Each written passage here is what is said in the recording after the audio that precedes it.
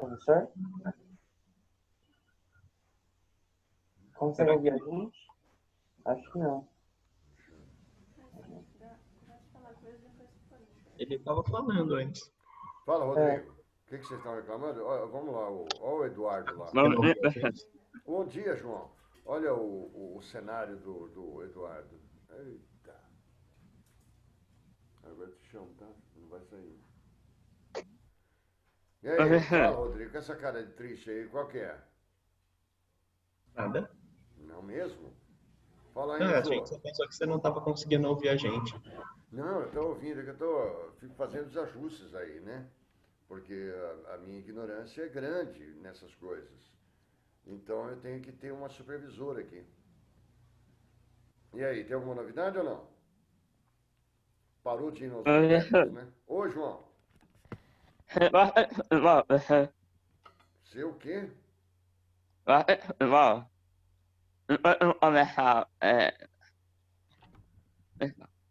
Eu não entendi, João. Você falou o quê? Antes que eu comece a aula? Você acompanhou os protestos da torcida do Corinthians lá? Se isso não pode ser considerado um reflexo de uma ação social, tipo assim. A do Corinthians, você fala? Os protestos que teve lá depois que o time chegou em São Paulo, se isso não pode ser considerado um movimento, mesmo que seja pequeno, uma ação social. Pois é, ação social vai ser, né? Agora, movimento, João, precisaria ver aquilo, né? Eu não cheguei a ver. Mas se de repente tiver um projeto, aí seria. Mas provavelmente ali eles estavam, pelo que eu conheço do Corinthians, os caras estavam reivindicando uma mudança de técnico, melhores jogadores. Mas não me parece ter um projeto que queira mudar alguma coisa, a não ser algumas peças, né? Então, por isso que eu falo sempre, né? Uma torcida de futebol, quando age, se, por exemplo, for no caso, o que aconteceu na década de 80, que você teve a democracia corintiana, né? Um movimento pela abertura democrática no Brasil, a partir do clube de futebol, ali daria um movimento, né? Porque você tem uma ideologia, um ideal a alcançar. Me parece que protestar por mudança de técnico ou então porque faltam jogadores, não é algo, não há um ideal de vida, uma mudança, uma perspectiva de mudança de cenário, a não ser uma coisa muito passageira, né? Olha a Giovana, minha professora. Então, eu teria que ver, João, mas eu acompanho muito futebol, mas não vi. Eu acho que é reclamação costumeira, né? De torcida, mas é algo imediato, então não me parece um movimento social. Mas é uma ação social, claro, aí vamos lá no Weber, que é aquela ação que leva em consideração o outro, aí seria. É uma resposta que você quer dar, né? Fala, Giovana. Tá lindo, hein? Obrigado. Imagina, João, foi um prazer. Vamos começar, moçada? Mas não é uma boneca? Ô, Eduardo, você não acha essa menina uma boneca? Não é a boneca, hein, Giovana?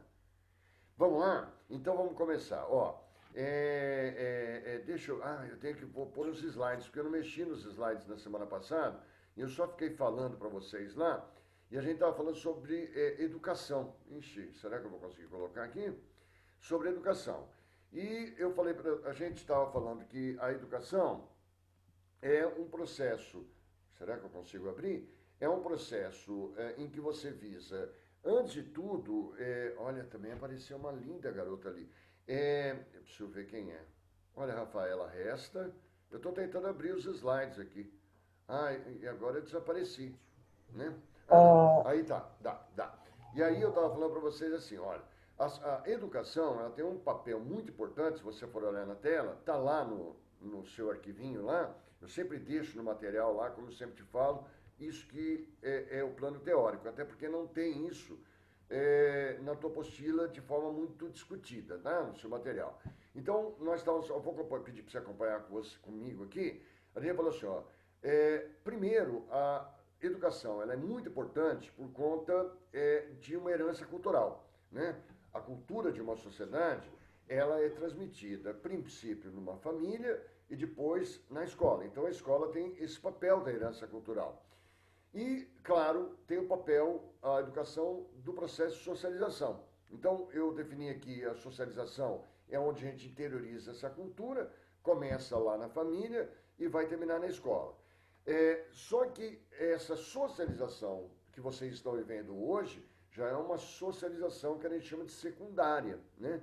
A primária é aquela lá da família. A socialização secundária é aquela que geralmente se dá nesse período de vida que você está, de adolescência, de juventude. E é uma pena que nós estejamos em pandemia, porque o processo de socialização fica bastante comprometido. Mas vamos lá. Falamos de socialização primária, na escola uma socialização secundária. Na escola você já começa a questionar aquilo que lhe passaram no processo primário, lá na família. Isso é muito legal. Bom, aí nós estávamos falando, aí João, a gente estava falando assim, olha, o Durkheim, ele garante, nós comentamos semana passada, o Emile Durkheim, ele fala assim, ó, escola, Estado, família, igreja são instituições fundamentais para que, na verdade, você consiga estabelecer uma estabilidade social. E aí eu até falei para você, é verdade, se você for para a escola, você no ano que vem vai se formar, quer dizer, você está saindo da forma. E eu me lembro que eu comentei com vocês sobre um tal de Pierre Bourdieu, não sei se vocês lembram do Pierre Bourdieu, onde Pierre Bourdieu ele fala que a escola ela legitima a dominação econômica das classes sociais. Então o Pierre Bourdieu fala assim, olha, o que é uma escola? Uma escola, ela é um reflexo das diferenças sociais que nós temos, né? E aí nós estamos colocando, por exemplo, a escola não é uma instância neutra, ela reproduz muito daquilo que a sociedade deseja que seja reproduzido, né? Então a escola, ela reproduz muitas desigualdades sociais. Vocês estão numa escola particular, aqueles alunos de escolas públicas, é como eu falei para você, é como se você estivesse sendo preparado para ocupar cargos sociais muito mais elevados do que aqueles que não têm as condições que vocês têm. Então, ela não, segundo Pierre Bourdieu, a escola não contribui para eliminar as desigualdades sociais. É como se a escola legitimasse tudo isso. Mas é uma reflexão que ele faz, né? O Christian Baudelot, é um outro cara que eu cheguei a citar, mas está aqui no texto, é um outro sociólogo francês, ele está vivo ainda, ele nasceu em 1938. O Christian Baudelot, ele fala mais ou menos a mesma coisa, né? Que a escola, ela legitima as lutas de classes, fazendo com que a gente imagine ser natural o que acontece. Alguns com privilégios de escolas muito interessantes, como a de vocês, e outros menos. Mas vamos lá. Então, educação. Está acompanhando ainda, Rodrigo? Tá? Tá Giovana, minha professora. Processo pelo qual se procura desenvolver as potencialidades das pessoas. Aqui eu falei para você, essa é uma definição, né? Agora precisa ver se a escola faz isso, né? Se ela permite a você descobrir as suas potencialidades. Sabe o que eu tinha quando eu fiz o primeiro ano do ensino médio, naquela escola que eu falei para você, que era pública, de boa qualidade, a pública era boa? Você sabe que eu tinha uma disciplina, desde o primeiro ano, que era uma disciplina de orientação vocacional. Muito legal. Onde a gente era instigado a descobrir as nossas potencialidades. Hoje vocês têm que se virar por vocês mesmos. Então me parece que a escola também não está conseguindo fazer isso muito bem. Estão acordadinhos ainda, né? Rapidinho. Aí vai falando do Emily Durkheim que eu falei para você. Esse tal com Parson, não esquenta. Não esquenta com esses nomes, não. Ele também pensa como Durkheim, fala que a escola, o Estado, a igreja são fundamentais para a estabilidade social, né? Aí eu estava falando para você, a juventude, né? É muito difícil você precisar quando começa ou termina a fase da juventude, né? É muito desigual, não é assim, colocam, você de 15 a 19 anos é adolescente, 19 a 25 você é jovem. É muito difícil, varia de pessoa para pessoa. Olha o Pierre Bourdieu que eu falei para vocês, né? Não é algo homogêneo, mas que no Brasil, a juventude geralmente é associada a problemas sociais. Nós temos quase 50 milhões de jovens no Brasil, né? Então a gente vê muito essa questão de juventude como um problema social. Mas vamos lá. Aí eu estava falando para você, quais são os problemas, aguenta mais um pouquinho, ó, quais são os problemas maiores da educação no Brasil? Então, nós chegamos a comentar, isso eu mostrei para você, a evasão escolar. Não sei se vocês se recordam, eu falei para você assim, ó, de cada 100 alunos que entram no primeiro ano, lá no ensino fundamental 1, de cada 100, eu falei para você, 3,4 chegam ao ensino superior. Então, é aquilo que a gente chama de funil da educação. Quer dizer, o cara entra, mas ele não se sustenta na escola. E aí eu fui mostrar para você algumas razões, né? Primeiro, eu falei para você, ó, a situação econômica não é muito boa, né? Às vezes, olha essa fase de pandemia. Essa semana eu estava vendo, com essas aulas remotas, é que para nós é uma coisa tão absurda, né?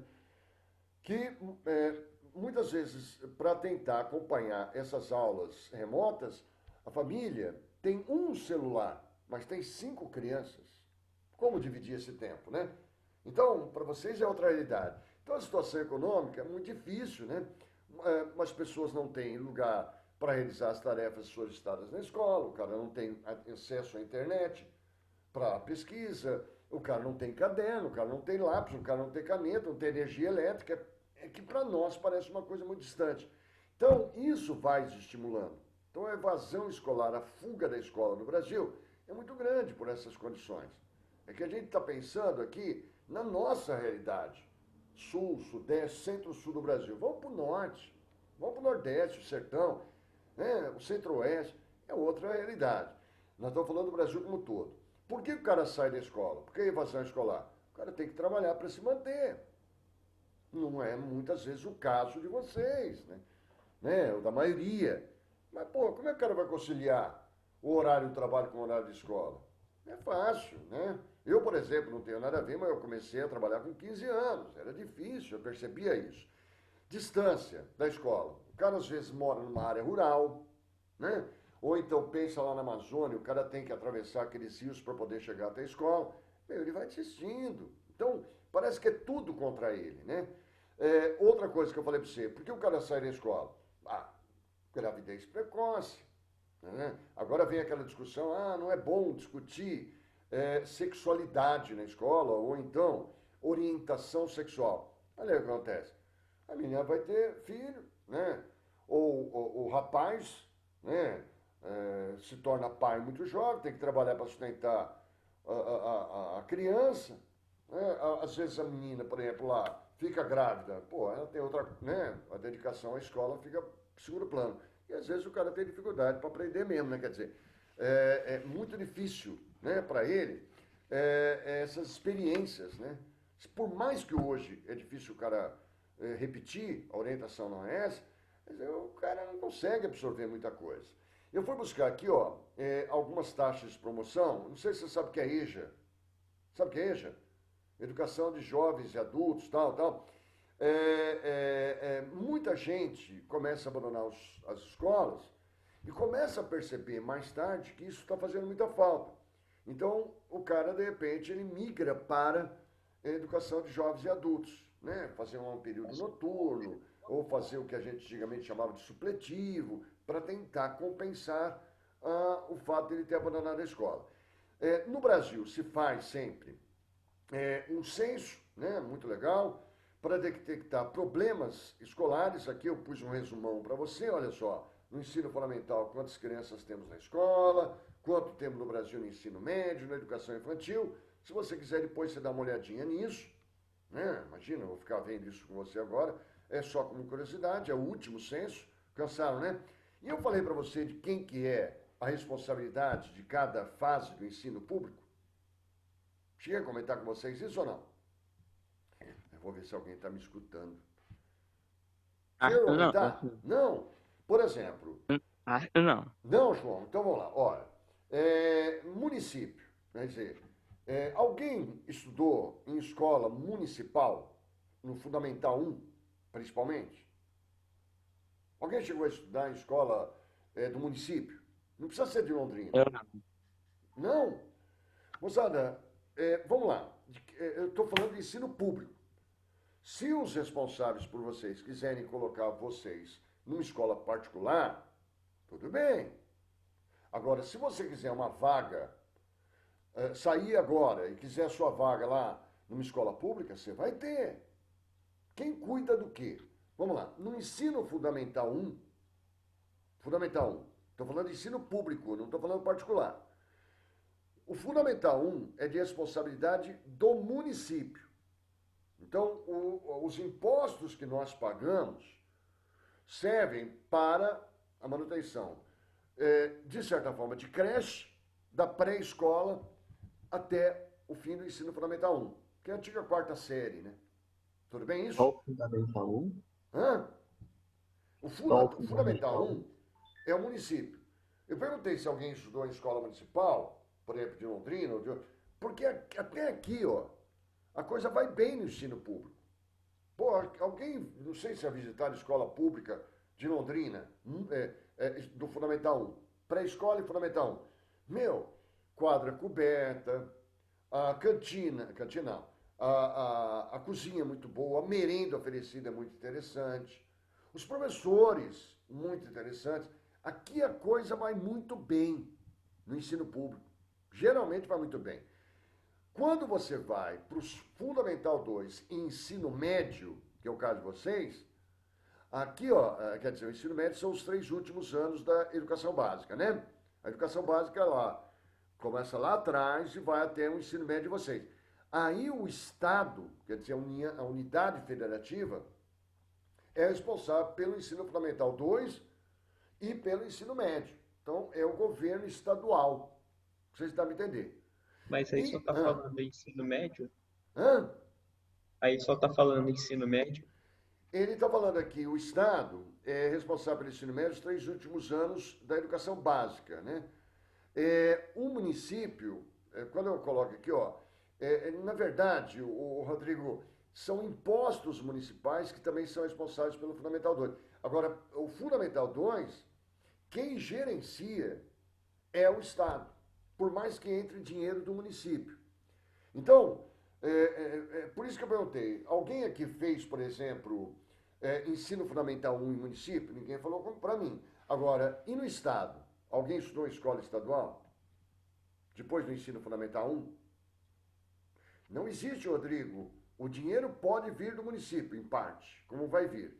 Mas a responsabilidade seria do gerenciamento, currículo, o núcleo estudantil, o núcleo de educação, ele basicamente pode estar no município, mas o gerenciamento é do governo estadual. Fundamental 1, que a coisa vai bem, é do município. Fundamental 2, ensino médio, gerenciado pelo Estado. Isso não significa também que o governo estadual não possa socorrer Fundamental 1. Às vezes isso ocorre de ocorrer. Agora, da União, do governo federal, a responsabilidade é do ensino superior e algumas instituições de ensino técnico, como o Cefet, por exemplo, que o governo federal mantém, algumas escolas militares, etc.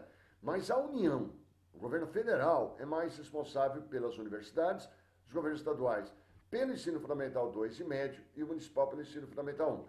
Então, o fundamental 1, a coisa vai bem.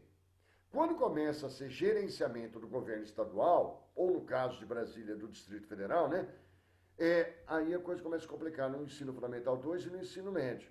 E o governo federal, as coisas vão melhores no ensino superior, não tão bem.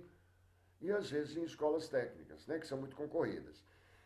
Vamos lá, a Constituição, aí que eu estava falando, Rodrigo, garante que 18% do valor arrecadado de impostos, tributos, deve ir para a educação pública.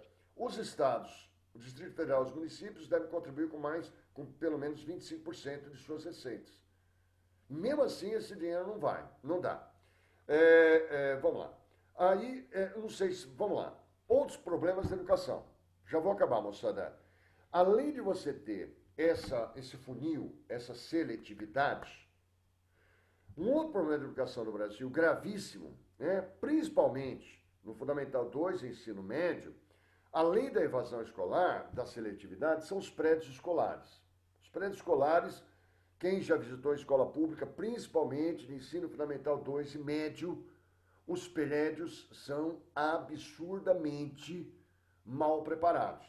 Por isso que eu queria perguntar se alguém estudou em escola pública, porque com raras exceções, os prédios escolares de ensino fundamental 2 e ensino médio, em escola pública, os prédios são, desculpa o termo, geralmente horríveis, né? Péssimas carteiras, lousa esburacada, chão, teto, ar-condicionado nem vou falar, né? Porque vamos falar em ventilador. Então, os prédios ruins.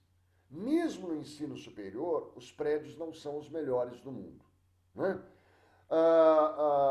Outra coisa, a situação dos professores, eu acho que você já imagina, né?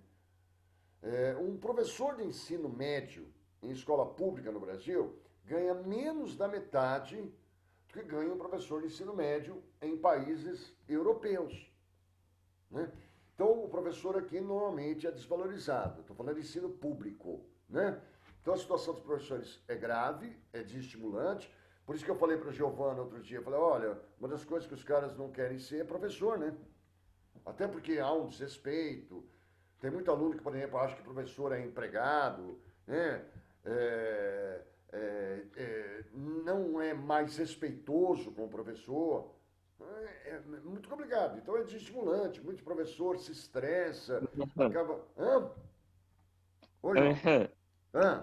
eu poderia fazer uma pergunta. Eu Claro. confesso que deveria ter feito essa pergunta no começo da aula, mas eu confesso que eu esqueci. Hã? Tipo, você estava falando de socialização, né? É. Primária, secundária. É, o conceito de urbanidade seria empregado na socialização secundária ou na O primária? conceito de quê, João? Urbanidade? De urbanidade? Isso. Aí estaria mais o processo de socialização secundária, né? Quando você sai um pouco da base da tua família, sai da barra da saia, vamos dizer assim, e da calça do pai e da mãe. Aí o conceito de urbanidade amplia o nosso processo de socialização. É louco. Principalmente quando você fala um processo de urbanidade mais intenso, né? Mas, João, deixa eu voltar aqui, ó. Então, ó, outro problema Obrigado. imagina, João, investimentos invertidos, né? Eu não sei se você sabe, do Brasil, de cada 100 reais que você investe na educação pública, 16 estão na base. 16. Enquanto a base que eu digo, Rodrigo, aí eu vou lá, o ensino fundamental, tá? De cada 100, 16 na base escolar. Aí você tem creche, pré-escola, ensino médio, mas nas universidades, 23 de cada 100 reais, 23 reais em ensino superior, e que são insuficientes. Eu não sei se comentei com vocês na semana passada, eu acho que sim. Na USP, que é a maior universidade que nós temos no Brasil, na USP, se você quebrar um tubo de ensaio hoje, comentei isso com vocês? Acabei de pegar. Acho que sim, né? Se você quebrar um tubo de ensaio hoje, você vai demorar, pelos recursos que entram na maior universidade da América do Sul, cerca de 80 anos para repô-lo. Pelo dinheiro que entra. Agora, é claro que você não vai ficar sem o tubo de ensaio. Você vai repor o tubo de ensaio, mas você não vai repor a carteira que quebrou. Então, o problema é grave. Por que a universidade, ela é pública, você investe mais nela? Investe mais nela porque ela exige ciência. Bom, o resultado está aqui, ó, moçada. Acorda mais um pouquinho quem está me escutando, eu não estou vendo todos, só estou vendo lá Giovana, Rodrigo e Eduardo. Mas, eu não sei se você sabe o que é PISA, o Programa Internacional de Avaliação de Estudantes, né? É um programa organizado por essa instituição, a OCDE, né? Organização para a Cooperação e Desenvolvimento Econômico. O Brasil gostaria de fazer parte, mas não está fazendo. Mas os países desenvolvidos realizam pesquisas e dali sai o Programa Internacional de Avaliação de Estudantes. E esse PISA, né, reúne os países mais envolvidos, né, e se chega à conclusão que no Brasil a coisa vai muito mal, né? O brasileiro, o jovem estudante, né? Inclusive da faixa de vocês, ele tem dificuldade com os cálculos matemáticos, ele não consegue ler direito, e em termos de ciência, na verdade, ele fica muito aquém. Então, o desempenho dos alunos brasileiros é horrível. Ó. Eles pontuaram no último PISA 413 em leitura, 384 em matemática e 404 em ciências. Então, é sempre matemática, português e ciências, né? Então, vamos comparar. Olha lá, ó, a situação dos estudantes brasileiros, né, do ensino médio. Em leitura 413, matemática e ciência. Vamos pegar aqui Singapura, né? Ó a diferença, moçada. Em leitura, olha a diferença em matemática e olha o abismo em ciências. Eu vou pegar um paizinho, né? Vou pegar o Chile, cara. Olha, o Chile supera em bem o Brasil. E não tem o mesmo poder econômico. Matemática é a mesma coisa. Ciência é a mesma coisa. Argentina. Argentina. Tudo bem, ela perde para nós. Matemática também. Ciência iguala. Desculpa. Na Argentina, né? Olha o Uruguai, olha o Chile, os Estados Unidos. Quer dizer, a Argentina passa por dificuldades. Mas vamos lá. É realidade brasileira, né? Olha lá, quase 50 milhões de jovens de 15 a 29 anos.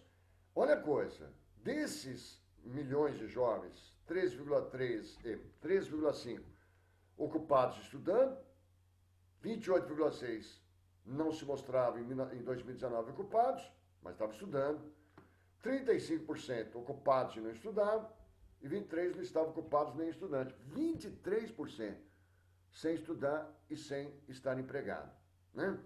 A desigualdade no processo de educação se revela muito, ainda em raça e gênero.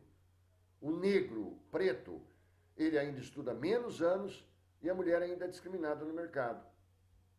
Ainda é. O número hoje de mulheres estudando ensino superior é maior do que o de homens, tá? Vamos falar em gênero? Vamos lá. O gênero feminino, ele está mais presente hoje na universidade do que o gênero masculino. Porém, se você for ver os cursos, o homem prevalece na medicina, na agronomia, na veterinária, e as mulheres mais para pedagogia, né? Mais para ciências sociais, para cursos menos valorizados no mercado. É duro. Por mais que as mulheres... Por exemplo, se você for fazer uma comparação de mestrado e doutorado, aí inverte. A mulher está mais presente nas graduações, mas o homem está mais presente em pós-graduação a nível de mestrado e doutorado. Estou enchendo o teu saco só para a gente acabar, ó. Aqui, ó. Branco, apenas trabalhando. E apenas estudante branco. Preto, pardo, né? Quer dizer, o preto, ele estuda menos, o pardo menos e o branco ainda prevalece. Vai dizer que nesse país não tem racismo mesmo. Eu queria falar só mais uma coisinha, por mais que vá acabar o nosso tempo. Posso tentar? Nós temos falado muito em ciência no Brasil, né? Ultimamente, porque não tem se investido muito em ciência. Eu não tenho onde escrever, tá, moçada? Nós não temos investido muito em ciência. Para você ter ideia, a ciência no Brasil, ela recebe parcos recursos também. Hoje nós sentimos isso. O quanto que nos faz falta o investimento científico, né? No Brasil sempre foi assim, né? Começamos a investir em ciência, ó, já apareceu o tempo que vai acabar para mim em 10 minutos. Começou a se investir em ciência no Brasil, aí chama o professor de História do Brasil, quando, nos primeiros anos do século XX, o Brasil se viu contaminado por varíola, febre amarela, peste bubônica, né? E ali começaram a pensar, puxa, principalmente depois da revolta da vacina no Rio de Janeiro, já estudaram isso? Já, né? Depois da revolta, Eduardo, da vacina, ali, com algumas ações do Oswaldo Cruz, ali se impactou, e depois veio a gripe espanhola, não é espanhola, mas, né, ali em 1918, e aí o Brasil se assustou. Aí o Brasil falou, está na hora de eu fazer ciência, porque senão eu vou depender do exterior. Aí que surge, eu acho que você deve falar, Instituto Adolfo Lutz, o Instituto Butantan, que está fabricando vacina agora, que deve ficar pronto em janeiro, pelo que acontece, o Instituto de Manguinhos. Mas é que a água, desculpa o termo, bateu na bunda. E aí, de repente, o pessoal começou a correr atrás de ciência, fazer uma ciência própria. Mas sempre quando estão apavorados, né? Não há um investimento contínuo em ciência. Na década de 20, aí surgiram o Instituto Agronômico de Campinas, o Instituto de Defesa Agrícola e Animal, mas para a melhoria do café, que era o principal produto da economia brasileira. Precisou? Opa, vão investir. Vão investir em pesquisa econômica para o café, melhoria de café principalmente, né? Para combater pragas dos cafezais, etc., porque dependíamos do café. Na década de 30, quando o Brasil partiu para a industrialização, o café, com a crise de 29, entrou em colapso, já teve uma saída, vamos para a industrialização. Aí surge a USP, que eu falei para você em 1934, e começa a surgir Instituto de Pesquisas Tecnológicas, inclusive o Instituto Nacional de Tecnologia, lá no Rio de Janeiro. Mas é porque o Brasil tinha que se industrializar. Então, sempre correndo atrás de prejuízo. É que ciência exige grana. Em 1951, tem uma coisa que é legal, né? Surgiu o Conselho Nacional de Pesquisa, o CNPq, você já ouviu falar? Se você tiver, por exemplo, no ensino superior, ou você estiver lá no seu segundo, terceiro ano, de preferência, você pode pleitear uma bolsa de iniciação científica, através do CNPq, 1951, ele dá bolsa. Se você for fazer um mestrado, depois que você se graduou, o CNPq, se aprovar o teu projeto, pode te bancar uma bolsa, eu acho fundamental, é pequena. E se você fazer doutorado, o CNPq também pode se assessorar com uma bolsa. Também não é grande, né? Não sei, hoje deve estar uns R$1.800, R$2.000 por mês, mas é alguma coisa que te ajuda. Porque você não deveria estar pagando para estudar, você deveria estar recebendo. Agora, o CNPq, CAPES, CNPq é de 51, depois vem a CAPES, para aprimorar, e institutos como FAPERJ, que é a Fundação de Amparo à Pesquisa no Rio de Janeiro, e Fundação de Amparo à Pesquisa de São Paulo, que é a FAPESP, até melhores, mas que podem te ajudar em algumas ações científicas. Mas a coisa é gravíssima no Brasil. Para você ter ideia, no Brasil se investe 0,55% do produto nacional bruto, vou repetir, 0,55% do que o Brasil produz de riqueza no ano é que vai para a ciência no país. Olha a loucura. Nós temos para cada 100 mil habitantes do Brasil, cerca de 800 cientistas. E eu estou falando, o cara que está fazendo mestrado, o cara que está fazendo doutorado, é pouco. Se você vai na França, aqui se investe 0,55%, na França, cerca de 4%. Se investe em pesquisa, principalmente humanas. Você vai para os Estados Unidos, o produto nacional bruto dos caras lá é grandioso, pouco mais de 3%. Na Inglaterra também, no Brasil é 0,55%. É louco. E é por isso que a gente sempre fica à mercê da tecnologia que vem de fora. Eu vou buscar algumas questões aqui para você, ó.